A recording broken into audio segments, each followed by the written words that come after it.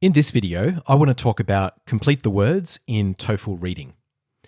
I'll start by giving a general overview of how these questions work, and then we'll have a look at this example together. Okay, so what do you have to do in complete the words? You'll be given a paragraph like this one, quite a short paragraph, and there will be 10 words in the paragraph that are incomplete. They'll have letters missing from them, and your job is just to complete the words. Now, how should you approach this kind of question? I would start by having a look at the first sentence to see what the topic is. Okay, this one says, rainbows are beautiful arcs of colour that appear after rain.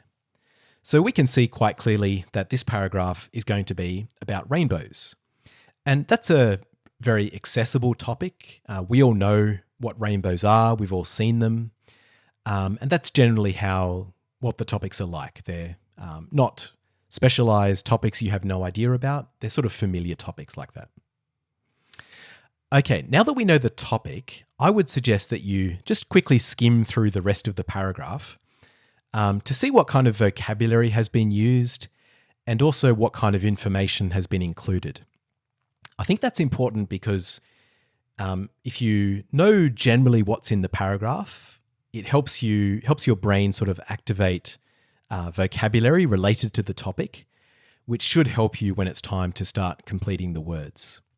So here we can see we've got vocabulary like water droplets, colours, as you'd expect in a paragraph about rainbows, wavelength, pattern, and then lots of other words as well.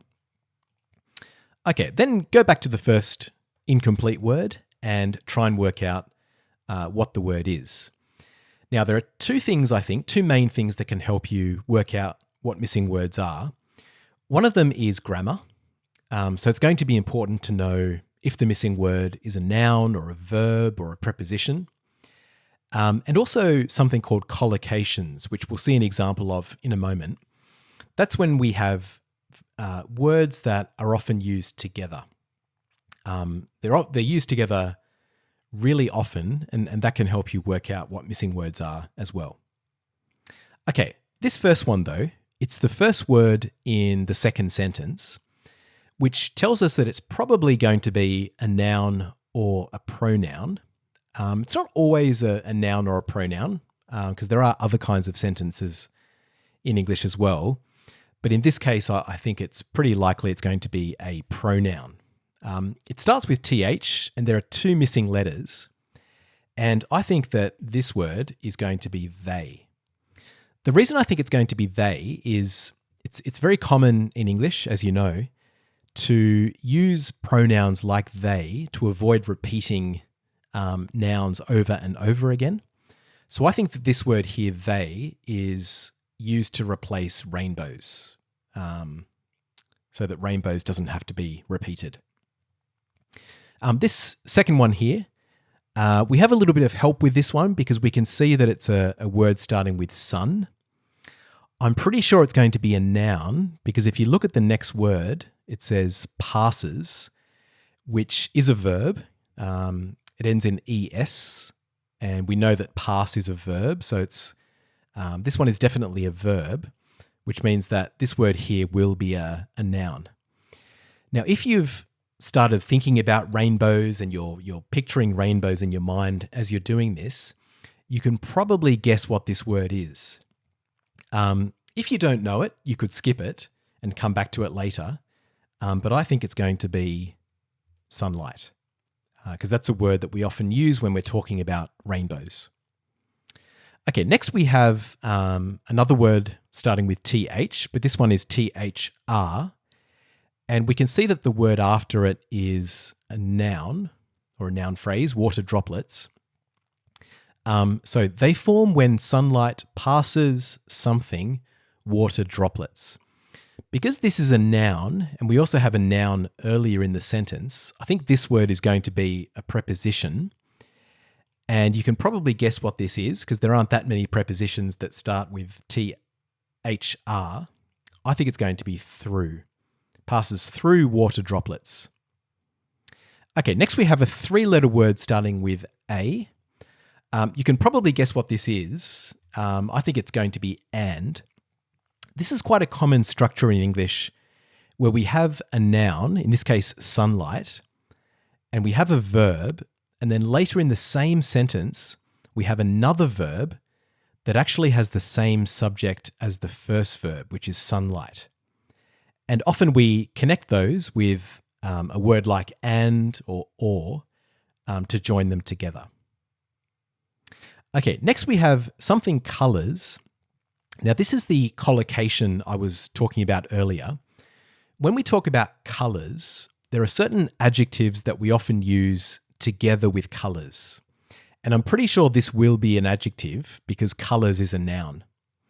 So we can talk about dark colours, light colours, and when colours are really vibrant, which is often the case with a rainbow, we generally talk about bright colours. So I think that's going to be bright. This one, I think you can probably guess what that is. There aren't many words in English that start with ACR, but just to show you how you could guess if you're not sure, if I look at the next word, because this is only 3 letters and it starts with S, and I'm very sure it's going to be a noun because it has the before it. So think of 3-letter words starting with S that we connect with rainbows. You might be able to guess that that's going to be sky. And then similar to through earlier, this word seems like it's going to be a preposition, and I think it's going to be across. Okay, we're now into the third sentence, and we have each colour, something its something wavelength. Okay, each colour is a noun, so this word here, it will be a verb, and it's a common verb, I think, with 3 letters. And I think it's going to be has. This one, 3 letters again, starting with O. It could be, let's try out, but that doesn't feel right, does it? So read the sentence again. Each colour has its out wavelength. That doesn't make sense. I think it's going to be own wavelength. It's very common in English to use own when we use each. Those words often appear in the same sentence. In this last question, the grammar can help us here as well. We have each colour has its own wavelength. That something, the rainbow's pattern.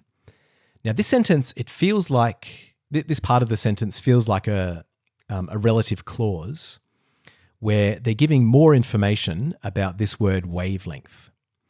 If it's a relative clause, this word is probably a verb.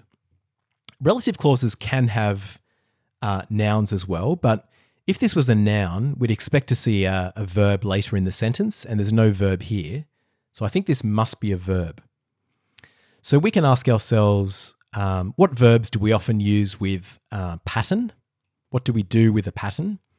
A wavelength can, I think this will be, creates the rainbow's pattern.